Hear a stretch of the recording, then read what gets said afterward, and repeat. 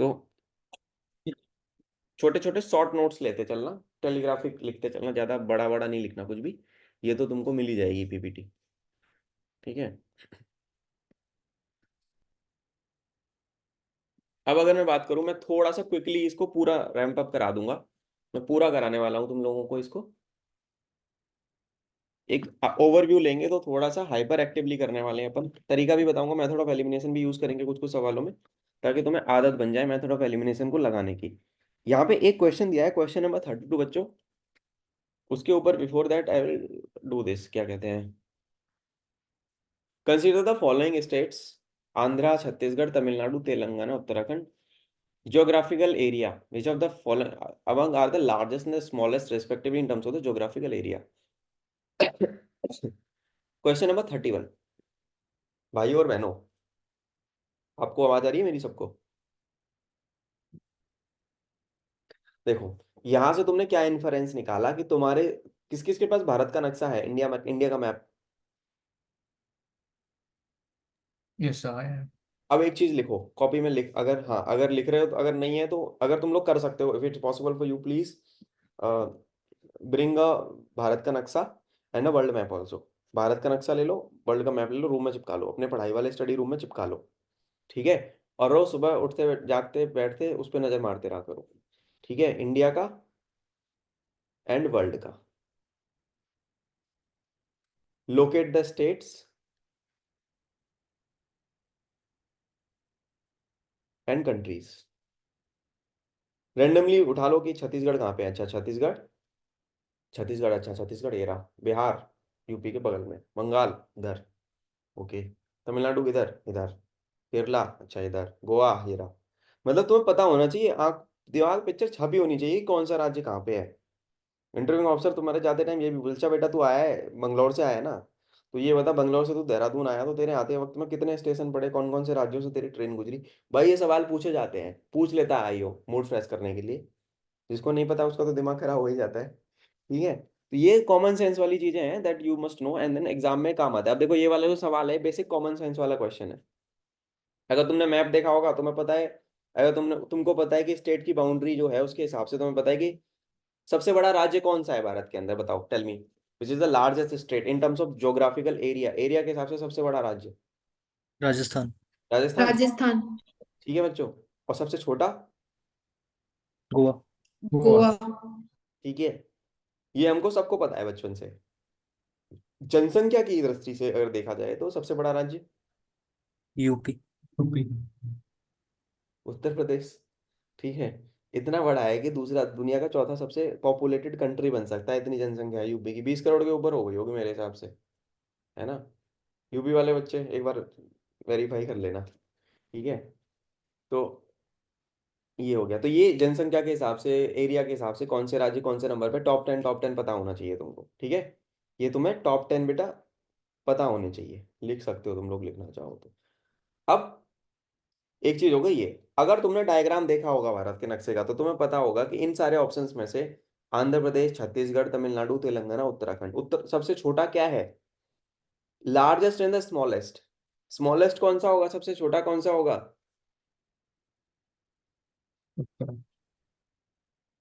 Uttarakhand UP से cut के निकला है, उत्तराखंड इतना सा है ना। और बाकी सारे तो इससे बड़े हैं, तो तुम्हें पता है कि उत्तराखंड तो है एक आंसर में, तो तुम्हारे कौन सा ऑप्शन एलिमिनेट हुआ? ए भी गायब हो गया कि नहीं हो गया? मेथड ऑफ एलिमिनेशन लाइव देख लो आंखों के सामने। क्या तुम्हें पूरा आंसर पता था? फिर भी तुम्हारी 50% श्योरिटी हो गई क्वेश्चन सही हो जाएगा। संदीप ये तरीका समझ रहा है कैसे कर रहा हूँ? ऐसे करना है, ऐसे होता है पेपर पास, जो तो 1-2 नंबर के पीछे लुढ़क जाता है ना बार बार।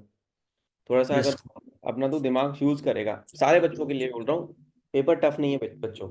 मैं हमेशा बोलता हूँ पेपर कभी भी टफ नहीं आया। वहां पे तुम्हारा मेंटली, तुम्हारा फ्रेम ऑफ माइंड क्या है उस पर डिपेंड करता है। ठीक है, अब तुम्हें पता है उत्तराखंड जो है भाई सबसे छोटा है इसमें। अब तुम देखोगे इन छत्तीसगढ़ छोटा राज्य है, तमिलनाडु भी देखोगे तो ज्यादा बड़ा नहीं है। तेलंगाना किसमें से कटा है? आंध्रा में से। आंध्रा में से तो कटा है आंध्र। है ना, आंध्रा में से कटा है, तो आंध्रा बड़ा है पर्टिकुलरली देखा जाए तो। तो ये सबसे बड़ा कौन सा हो गया? आंध्र प्रदेश। तो option number C is the answer. मैंने आंसर पे नजर तक नहीं मारी तुम्हें ये बताते टाइम। ठीक है, की पॉइंट इस क्वेश्चन को बता के मैंने क्या बोला, इंडिया का मैप देख लो, वर्ल्ड का मैप देख लो। अगर नहीं है, I will send you the video, states of India, एक रील भेज दूंगा, देख लेना शॉर्ट्स, मैंने बनवाए थे, सारा कंटेंट आईक्यू में था तो बनवाया था सब। ठीक है। तो इंडिया का मैप, वर्ल्ड का मैप, डेडिकेटेड वीडियोस पढ़ा भी दूंगा यूट्यूब पे, कोशिश करूंगा डाल दूं। ठीक है ना। Some important facts about the Indian state, some important fact about the world country, जैसे करके वीडियो सीरीज बना देंगे, समय लग लूंगा थोड़ा सा, but I will make it. ठीक है, तो वर्ल्ड मैप इंडिया में पता होना चाहिए, आपको पता होना चाहिए कौन सा कंट्री कौन सा स्टेट क्या है, जो जनसंख्या के हिसाब से और आपके ज्योग्राफिकल एरिया के हिसाब से। ये इस तरीके से बन गया तुम्हारा क्वेश्चन। अगला आता है कि ये है तुम्हारा प्लांटेशन के ऊपर, प्लांटेशन एंड वेजिटेशन के ऊपर ये क्वेश्चन है। अब ये वाला क्वेश्चन में क्या करोगे तुम लोग, plant and natural vegetation type, ebony, sesame, walnut, बेच, ये किस तरीके का है, जब इसमें पढ़ोगे तो उसकी कैटेगरी तो मैं वैसे भी डिफाइन हो जाएगी। मुझे बस इतना पता है कि जो सीसम का पेड़ है ना, शीशम का पेड़ जो है वो मॉइस्ट डेसिडुअस फॉरेस्ट में पाया जाता है। मुझे केवल बी का ए पता है। ठीक है, तो मैंने ये दो ऑप्शन तो और वैसे। वॉलनट हिमालयन मॉइस्ट में, हाँ। मेरे को ये पता है। हाँ, अखरोट, मैं आ रहा हूँ उस पे भी।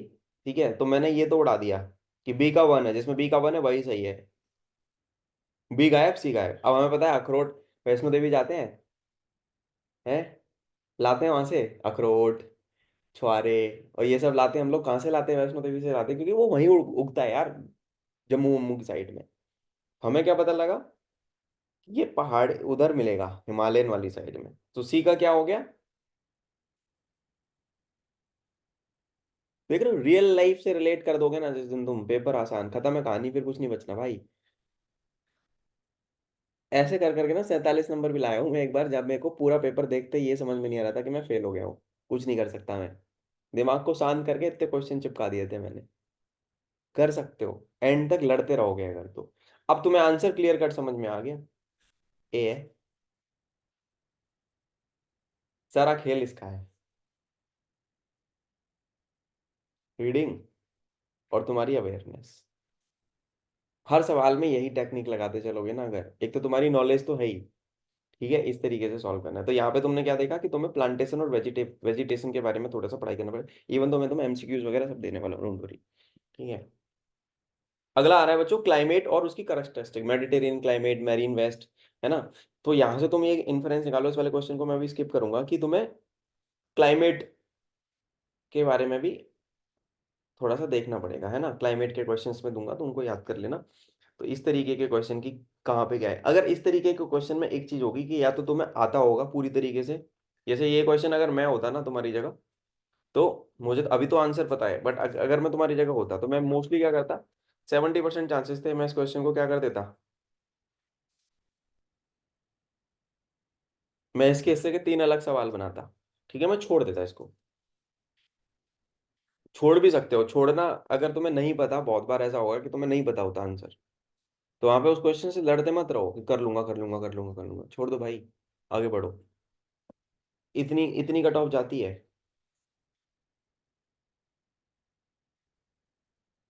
मैक्सिमम मान लो 24-25 जीके की। एक बार 18 तक गई है, हमारे टाइम पे 16 भी गई है इनफैक्ट। पेपर इतना टफ था, बच्चे हिला नहीं पा रहे थे। ठीक है, पर उनको अफसर चाहिए, उनको रट्टे वाले बंदे थोड़ी चाहिए। उनको पता था कि जिसमें दिमाग होगा वो उसमें भी निकल जाएगा, पास कर लेगा, फिर भी हमने कर लिया था। ठीक है। अगला आ रहा है weather type and landform processes. ये फिर से क्लाइमेट एंड वेदर का क्वेश्चन हो गया। Landform processes, chemical weathering, mechanical weathering, है ना, ग्लेशियल डिपॉजिट, ग्राउंड वाटर, ये सब क्या है, ये भी लैंडफॉर्म का क्वेश्चन है, वेदर एंड लैंडफॉर्म। ओके। एक तरीके का क्वेश्चन आ रहा है कि if a sink go from Chennai to Kochi. अब जैसे मैंने तुम्हें थोड़ी देर पहले एक चीज बताई थी कि अगर तुमने मैप देखा है तो तुम्हें पता है कि चेन्नई का है और कोच्चि का है ना। पता है कि नहीं, ये दोनों आई, बाय द वे दोनों जो है नेवी के शिप्स के नाम भी, आईएनएस कोच्चि भी है और आईएनएस चेन्नई भी है। पता है ना तुम लोगों को। यस। अब तुमको पता होना चाहिए कि भाई चेन्नई किधर कोच्चि किधर। अब तुम्हारे को मैप नहीं देखा तुमने भारत का कभी, तो तुम तो फंस गए, क्वेश्चन ही नहीं होने का तुमसे। It has to go around Sri Lanka rather than crossing through पाक स्ट्रेट। पाक स्ट्रेट क्या है? बहुत से वो तो ये भी नहीं होता होंगे। क्या होता है, क्या है पाक स्ट्रेट? जो चाइना को और इंडिया को लिंक करते हैं चल बीच बे में। बक। वही तो है सर, पार्क स्ट्रीट क्या बात कर रहे चाइना को और किसको लिंक करता है? हैं? श्रीलंका और इंडिया को नीचे से। हाँ, चाइना क्यों बोला तू? मुंह से निकल गया। ऐसे मुंह से पेपर में निकाल दिया, हो गया क्यों, तो हो गया तू पास। श्रीलंका बोल रहा था मैं। हाँ, श्रीलंका बोल रहा था, अब बोला है श्रीलंका जब मैंने तुझे पकड़ लिया। देख, थोड़ा सा सोच समझ के बोला कर। ठीक है, जैसे मान लो ये भारत का नक्शा है बच्चों, तो श्रीलंका यहाँ पे है ना, ऐसा है। तो ये क्या है? ये है ना संदीप, इधर से इधर जा रहा है बंदा, ऐसे नहीं जा पा रहा, कैसे जाएगा? ऐसे बोल रहा है घूम के जाओ, तो ज्यादा डिस्टेंस कवर करेगा ना वो, है ना। रादर देन, अब ऐसा क्यों करना पड़ता है? बिकॉज यहाँ पे ना पानी इतना ज्यादा गहरा नहीं है, डूब दिक्कत में आ जाएगा जहाज। समझ रहे हो? Because because it is too shallow for ships to cross. क्या है इसका आंसर? बी। तुमने भारत का नक्शा देखा है, तुम्हें पता है जनरल टर्मिनोलॉजी पाक स्टेट क्या है ना। तो यहाँ से क्या पता, क्या हमें पता लगा कि हमें ओशियंस के बारे में पता होना चाहिए। सीज एंड ओशियंस के बारे में हमें पता होना चाहिए, है ना। स्टेट्स के बारे में पता होना चाहिए, यहाँ से हमने एक क्वेश्चन निकाला कि हमें जितने भी स्टेट्स है उसके बारे में पता होना चाहिए। सराउंडिंग कंट्रीज के बारे में हमें पता होना चाहिए।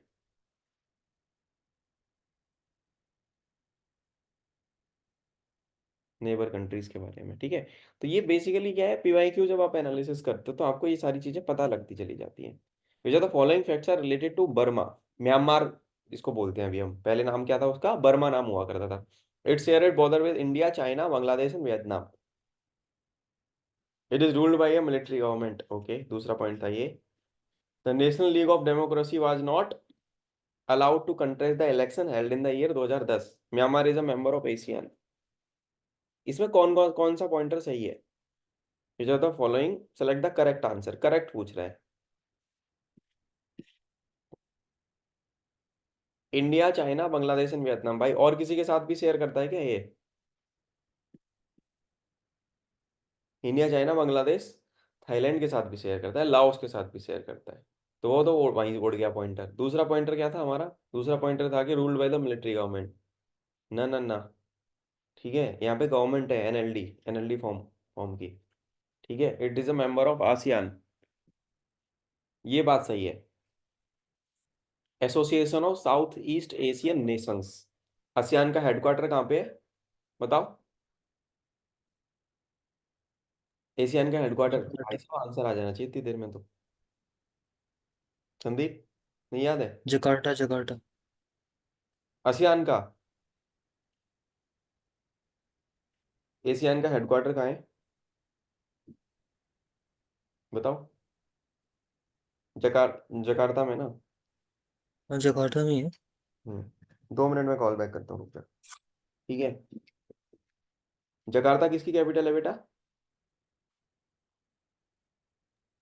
इंडोनेशिया की। इंडोनेशिया। यस, ठीक है। तो इसका मेंबर तो ये है, और यहाँ पे national league for democracy was not allowed to contest the election held in the year 2010। ये बात सही है, तो ये दो, तीसरा चौथा जो है इसका सही हो गया। और ये बॉर्डर शेयर करता है India, China, Bangladesh, Thailand and Laos के साथ। ठीक है, एंड बर्मा, म्यांमार।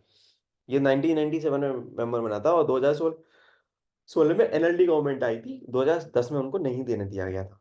ठीक है। अभी तुम्हें पता है मालदीव्स में क्या सीन हो रहा है? मालदीव्स में फिर से जाएगी गवर्नमेंट, जाने वाली है सरकार उनकी, ज्यादा दिन का मेहमान है नहीं। Which are the following is example of externalities. Externalities क्या होते हैं? एक्सटर्नलिटीज क्या होती है? एक ऐसी बेनिफिट या कॉस्ट जो इम्पोज की जाती है किसी थर्ड पार्टी पे, जो उससे बिल्कुल भी रिलेट नहीं करती। ठीक है ना।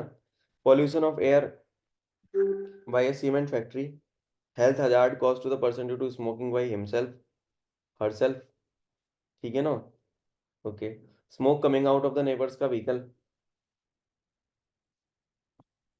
फिर increase in the line price और एडजस्टमेंट पर द कंसीडरेशन ऑफ। अब यहाँ पे क्या है, तीन चीजें तो ऐसी हैं जो आदमी के कंट्रोल में नहीं है, पर एक चीज तो उसके कंट्रोल में है ना। Not an example. क्वेश्चन समझना, क्वेश्चन ये नहीं है कि इज एन एग्जाम्पल, क्वेश्चन क्या है, नॉट एन एग्जाम्पल। ये आपके हाथ में है? नहीं है। पड़ोसी की गाड़ी से काला धुआं निकल रहा है, तुम्हारे हाथ में है? नहीं है। तुमने डीजल वाले ट्रक देखे होंगे, काला काला धुआं छोड़ते हैं, कितना तगड़ा है ना। दिल्ली में तो ये हाल है कि BS4 की गाड़ियां ही बंद कर देते हैं, ट्रक का घुसना बंद कर देते हैं, दिल्ली में इतना पॉल्यूशन हो जाता है। ठीक है।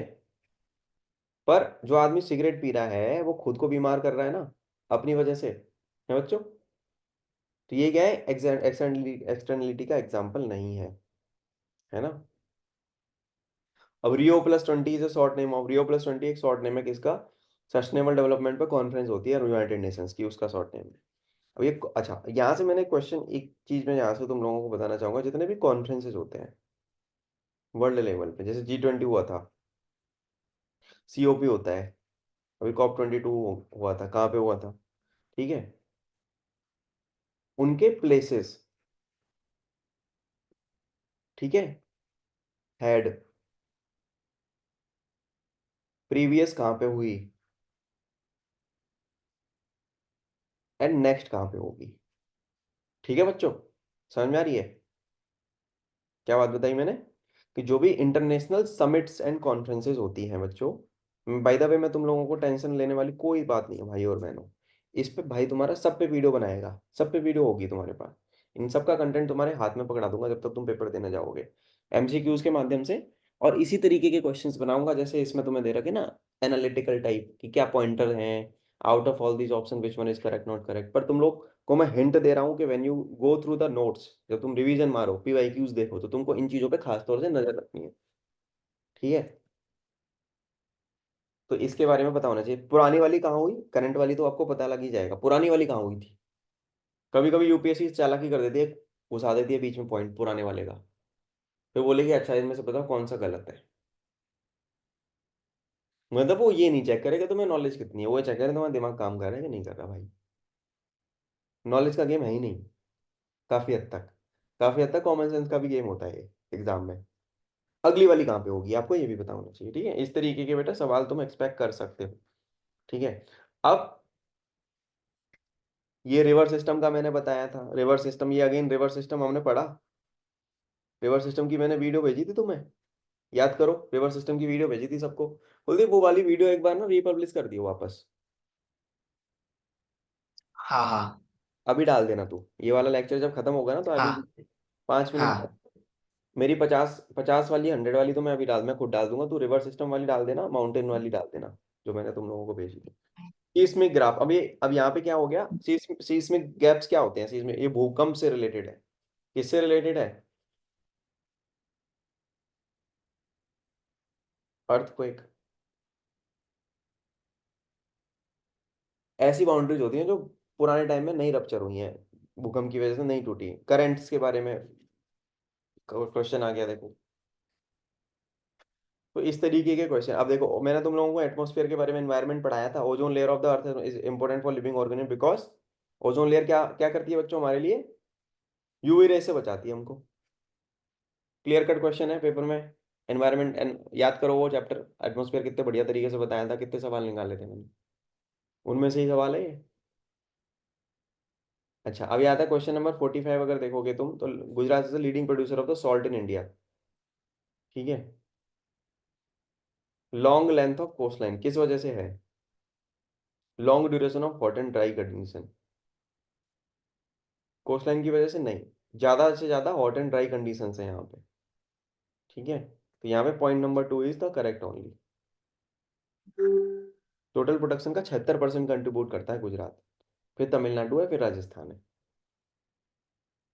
दांडी यात्रा याद है गांधी जी की, दांडी में जाके नमक तोड़ा था। रण ऑफ कच्छ हो गया, वहां पे क्या होता है, इधर नमक वमक का ही तो प्रोडक्शन होता सॉल्ट मार्च, है। यस। Salt march. तो ये सारी चीजें हैं जो बेसिक्स ही हैं, आपको पता होनी चाहिए। ठीक है बच्चों, तो इस तरीके की चीजें हैं जो पेपर में तुम्हें देखने को मिलेंगी। अब देखो, टाइम वाला क्वेश्चन आ गया, मैंने तुम्हें बताया था जीएमटी। जीएमटी हमारा 5.5 घंटे आगे चलता है, 5 आवर 30 मिनट आगे चलते हैं हम लोग जीएमटी से 5.5 घंटे। तो इस तरीके से पूछ लिया कि बताओ, तो ये तुम थोड़ा सा भी दिमाग यूज करोगे तो उस तरीके से इसको कर लोगे। ये ग्रास के बारे में पूछ रहा है, ग्रास लैंड कहाँ पे कौन सा पाया जाता है। ठीक है, ये किसका पार्ट है? This is a part of world geography. ये सब तुम्हारे एमसीक्यूज में कवर्ड है, सब क्वेश्चंस, बेसिक बेसिक सी चीजें हैं। ठीक है, अगर इसमें से तुम्हें एक दो भी पता है ना, तो तुम मेथड ऑफ एलिमिनेशन लगा के खट खट खट खट आगे बढ़ जाओगे करके। ठीक है, तो ये सारी चीजें हैं जो मैंने आज चीजें, कुछ चीजें मैंने जो तुम्हें इंसाइट्स दी है। ठीक है बच्चों, मैं पूरा ज्योग्राफी, अभी हम कल के लेक्चर से ज्योग्राफी के टॉपिक्स हम करना चालू कर देंगे वापस से, again back to the game. And इस महीने में ज्योग्राफी खत्म होके पॉलिटी चालू हो चुकी होगी तुम्हारी। ठीक है, समझ रहे हो, एक आध लेक्चर पॉलिटी का हो जाएगा ओवरव्यू। तो जो चीज़ें मैंने आज तुम्हें लिखवाई हैं क्लास करते टाइम, और जो क्वेश्चंस मैंने दिखाए हैं, इसी तरीके के क्वेश्चन देखेंगे। अब देखो, वाइल्ड लाइफ सेंचुरीज भी देख लेना एक बार, wildlife sanctuaries and national parks, ये भी क्वेश्चन पूछे जाएंगे। इंडियन ज्योग्राफी का पार्ट है ये। इंडियन ज्योग्राफी तो मैं बहुत अच्छे से कराऊंगा, टेंशन मत लो। ठीक है, तो इस तरीके से बेटा ये सारी चीजें हैं। ठीक है, अभी we will take a 5 minutes का break, this lecture will gets recorded, recording will be saved, and then हम वापस से असेंबल होंगे मैथ के लेक्चर के लिए। ठीक है, 5 मिनट का ब्रेक लो आराम से, and then you guys come back. अभी कितना हो रहा है, फिर मैथ स्टार्ट करते हैं बेटा। 9:25 तक आ जाओ। ठीक है, 9:25 तक आ जाओ तुम लोग, फिर मैं मैथ पढ़ाता हूँ।